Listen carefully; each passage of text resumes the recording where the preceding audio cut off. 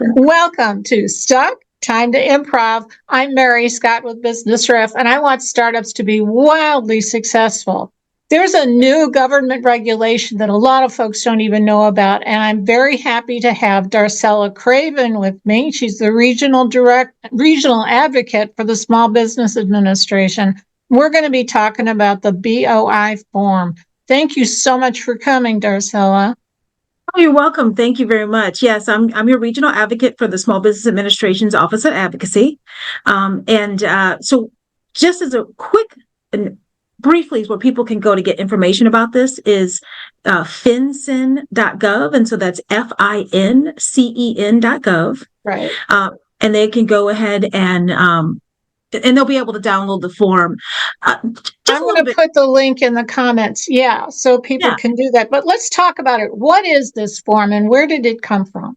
It's basically for corporate transparency. It's the intention of FinCEN to ensure that people who are running and operating a business really are who they say they are. And so in this case, specifically, if you're an American and you say, I'm Darcella Craven and I own this business and I'm a United States citizen, versus I'm Darcella Craven, I own this business and I may be a Canadian citizen. And so the intention was to ensure that those people who actually have businesses and state that they are an American citizen truly are who they say they are. And there's a lot of other intricacies behind it, but that's kind of the gist of it. If anyone wants to know great detail, they can go on FinCEN.gov and it'll tell them all the background. But what the Office of Advocacy said back in 2022 after listening to small businesses was that it needed to be much clearer. And based specifically what we said after our meetings was that we encourage them to have clarity on cost, clarity on the rules, and clarity on actually how to get the document. So make sure that it's clear. So I'm very excited to see that as soon as you go on FinCEN, it says it right there in big bold letters. So basically, this is a one-page document where you, as a small business owner, declare who you are and you provide proof that you are who you are. So I will give them a passport, state license, state ID, some kind of formal government ID, or your EIN number. Yes, something that basically and specifically says that you are who you say you are. Now, if you go on FinCEN.gov, you can download that form and it tells you any exemptions that there might be out there. It'll tell you how much it's going to cost you if you don't do it in the allotted time.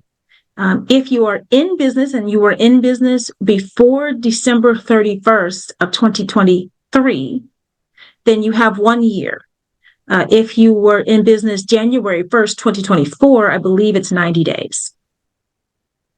Okay, so by the end of this year, everybody's got to have filled out this form. And that BOI stands for Beneficial Ownership Information.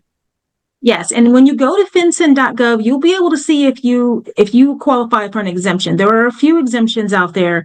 I'm not familiar with all of them, but it's very clear on the website. You just click the little button, it'll tell you if you are qualified. Most small businesses, I would just say fill it out and turn it in. And please don't pay anyone to do it, unless of course you already pay someone, on staff or a consultant to fill out your other forms. Right. So this is something that every small business needs to do, whether they're brand new or have been in business for a while. It's yet another thing that you're going to get fined for if you don't do it. And you need all that information at your fingertips on a regular basis anyway. So always know where your passport is and where your EIN number is and all those other kinds of identifying things, right?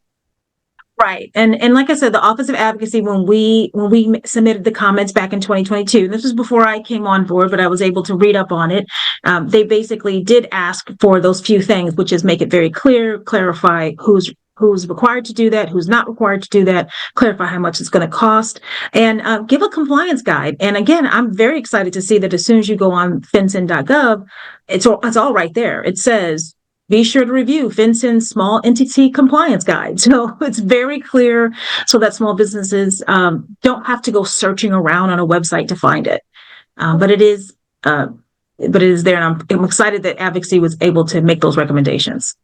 Sounds good. Thank you so much for coming on the show and clarifying that for small businesses, because we want everybody to be legal and not get into trouble, right? And don't get into trouble, yeah. Right. I always tell small business startups in particular, you always need 3 people on your team.